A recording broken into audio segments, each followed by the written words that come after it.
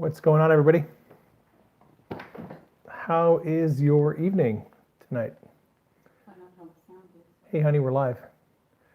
I would have to enable the chat. I can't actually see the chat. Oh, there it is. There's the chat. What's going on, Terry? Hey, Tree. Hope everyone is doing okay tonight. We have a little live news update to get everyone caught up on the day's events. There's a lot of stuff going on, and Q has been silent. And at the request of a whole lot of people, hey, Michelle, what's going on? Hey, Sandy, Sylvan. At the request of a lot of people, I'm going to try to do these news updates on a more regular basis. After next week, it'll be a whole lot easier because I'll have less on my plate. Wanted to start. Oh, I should tell you, the last news update, I deleted it. I know a lot of people were wondering what the heck happened. I did the news update on the 4th of January, and that was it was a trial. It was a demo. I wanted to see how it was going to go.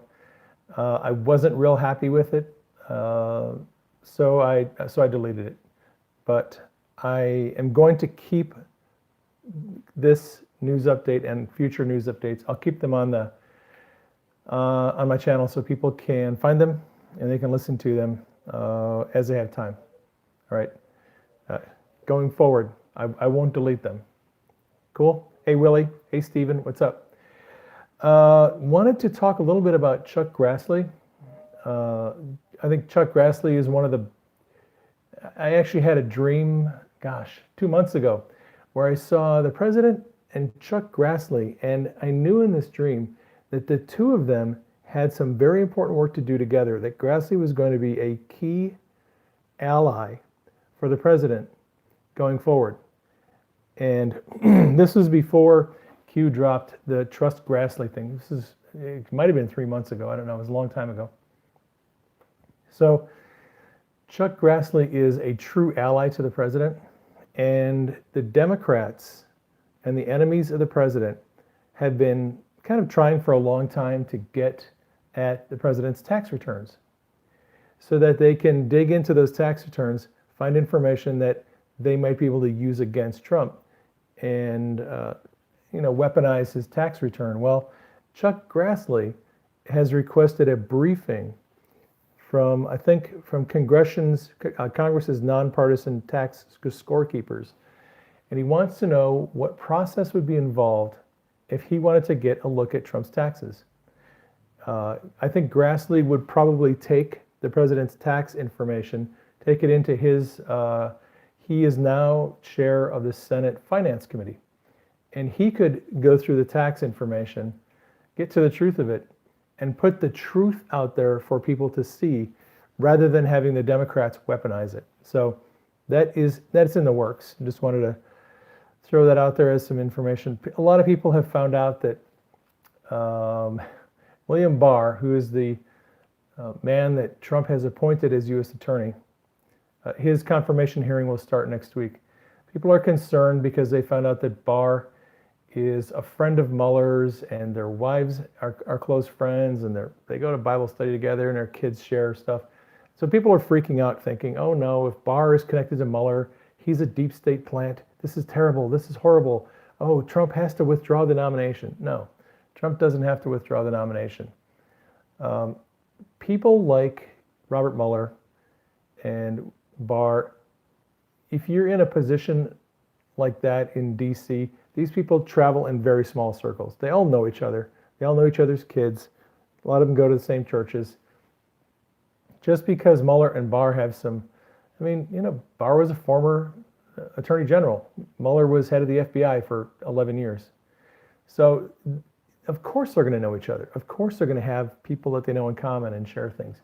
Doesn't mean anything bad is happening with Barr. I trust Trump. Trump has good judgment. And I think Trump has a very good reason why he chose Barr. He knows things that we don't know. So nothing to freak out about. Kim Jong-un had a meeting with President Xi of China, a couple days ago. And everything went really well. This is the fourth meeting between President Xi and Kim Jong-un, at least fourth meeting that is on the record that we know about. And it was, let's see, President Moon of South Korea said that what he has been briefed on following that meeting, he believes a second summit between Kim and Trump is imminent. So we can expect the announcement of a second summit meeting between the president and Kim about denuclearization. So I think that's good news, something to look forward to. President had some interesting comments this morning at the White House in front of Marine One before he flew down to Texas to go visit the border. He said he finds China to be in many ways more honorable than crying Chuck Schumer and Nancy. And he has been trolling Chuck and Nancy. There's a lot of news and a lot of development on the border, so I want to get you caught up on all of that. By the way, Mike Pence is still, he's got Trump's back. He is in Congress. He is negotiating with the Democrats to the best that he can, trying to get a deal worked out where we can get the wall funded. And I think Pence has been doing a great job being an advocate for the president in Congress. Trump is done at the wall. Pence is in Congress, still trying to hammer things out. From the Daily Caller, there is a Department of Defense Inspector General report that has revealed that there was, over the last 5 years, $27.7 billion in unspent money that the Department of Defense had budgeted, but they didn't spend it. And Harvard Law professor Mark Tushnet has said if Trump wanted to spend excess money in the Defense Department that they haven't spent on anything else, he would be on very good, solid legal ground to do that. All right. So as the president is getting more into this discussion and the government shutdown continues, and Nancy Pelosi and Chuck Schumer are not going to give up, the reality of the wall being funded by the military and built by the Corps of Engineers is becoming a much more real possibility. So now we're getting information from the DOD, Inspector General, and some legal people saying that Trump could absolutely do that if he wanted to. All right. Mike Pompeo was in Cairo, Egypt. He made some comments today on Iran, on the fact that Iran is continuing to work on its missile program in defiance of sanctions and in defiance of the UN orders. He's not real happy about that.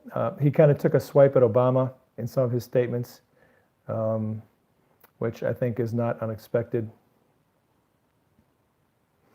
Let's see. Moving through here.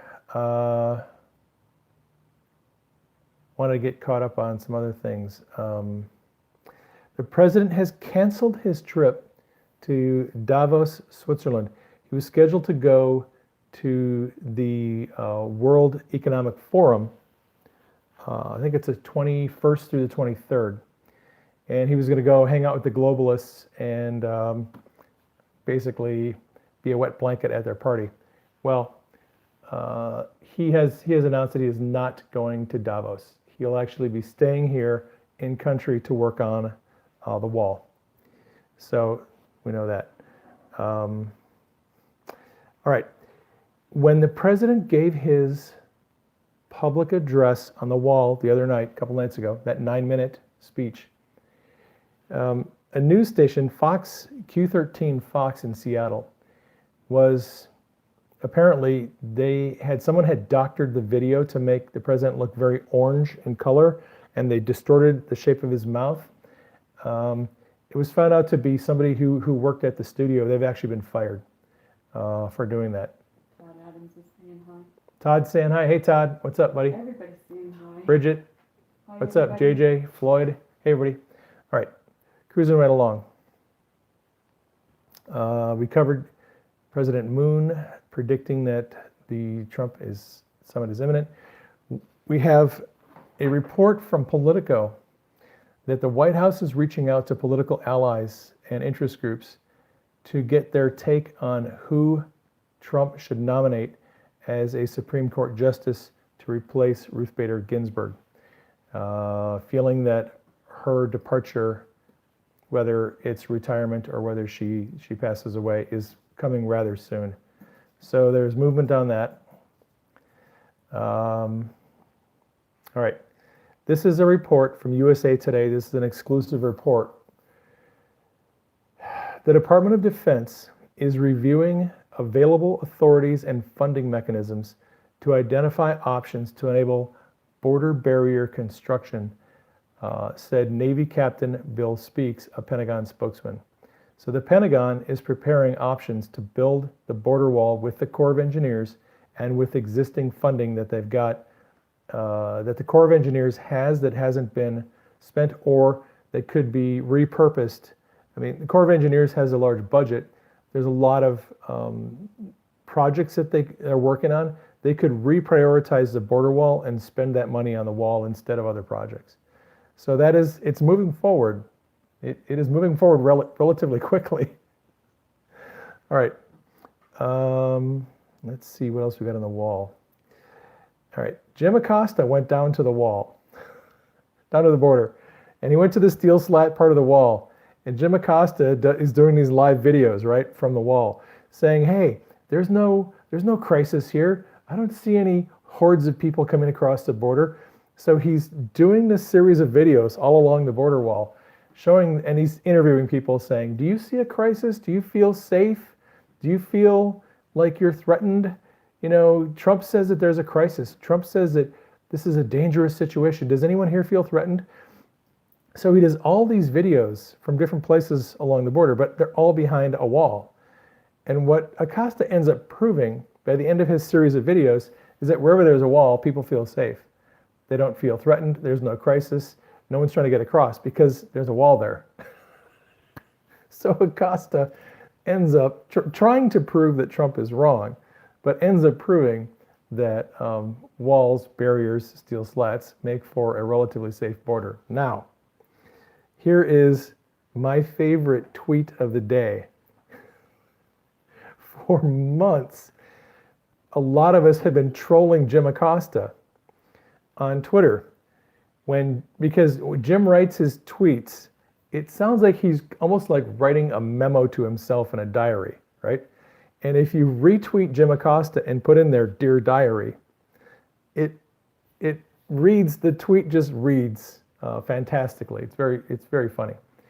So a lot of us have been doing that for months. We've been doing the Dear Diary thing on Acosta to troll him. Well, about just before I started this broadcast, 10 minutes ago, Trump retweeted Jim Acosta talking on one of these videos at the wall, at the border, and Trump put in Dear Diary. He is having so much fun trolling these idiots. So the president is now Dear Diary trolling Acosta. We're happy with that.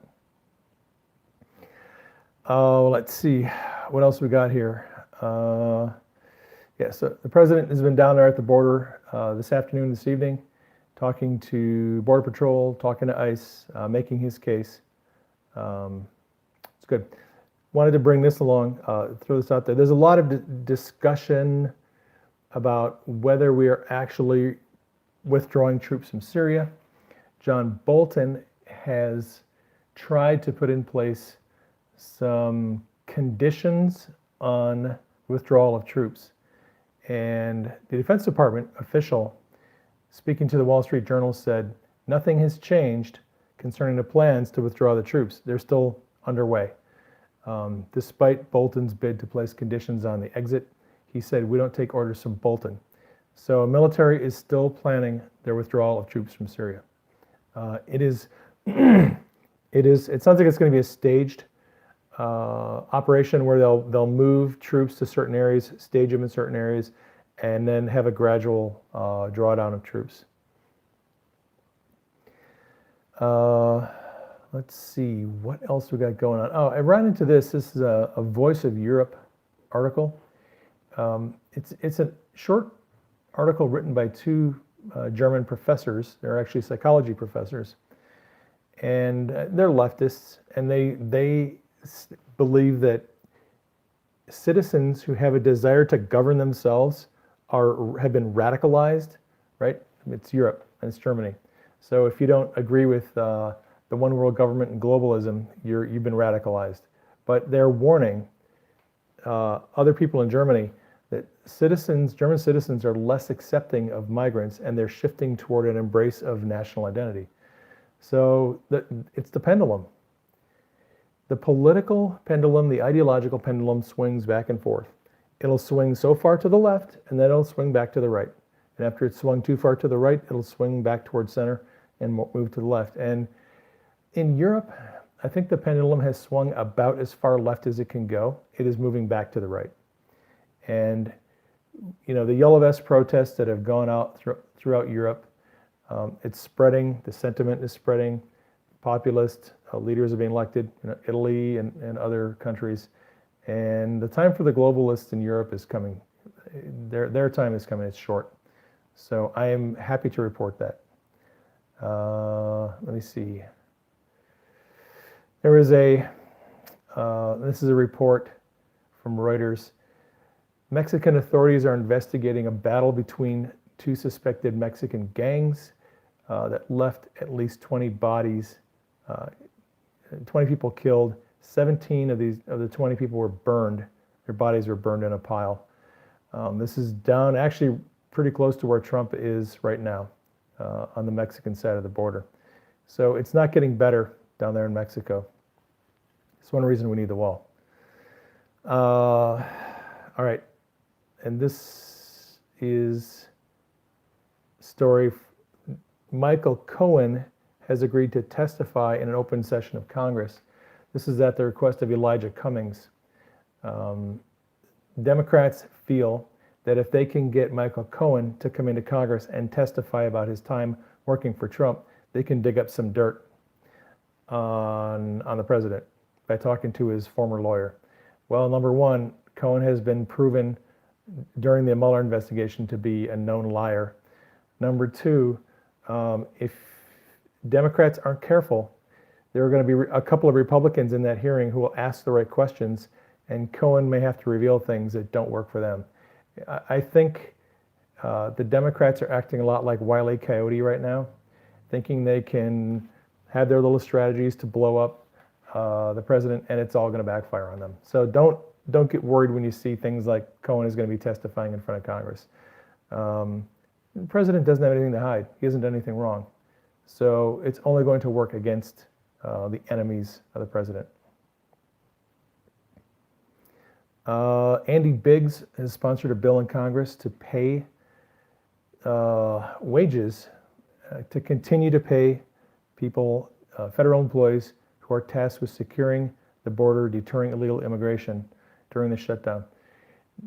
People who work in departments and agencies that are considered to be necessary services, they have to continue working.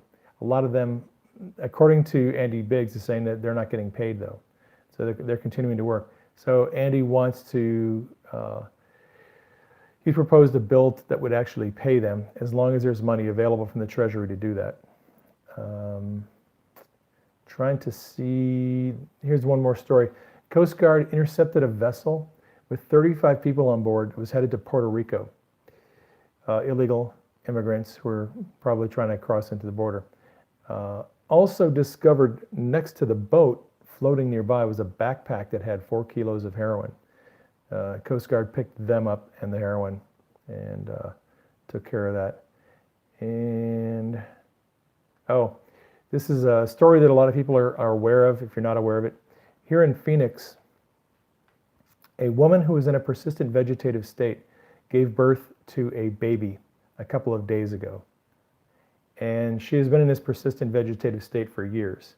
So the question is, how did she get pregnant if she's been in a persistent vegetative state? Likely someone who worked at the nursing home Rater. So the update on that today is the police have served a warrant and that is going to allow them to DNA test all the male staff at the nursing home to find out potentially who it was that did this just unconscionable thing. So that is all the news I have right now. Short update. I hope you found it helpful. I am going to go hang out with my lovely wife. Love you all. Take care. I will catch you on the next broadcast. Hey, keep Denise and I in prayer. Keep Q and the team in prayer, and keep the president in prayer.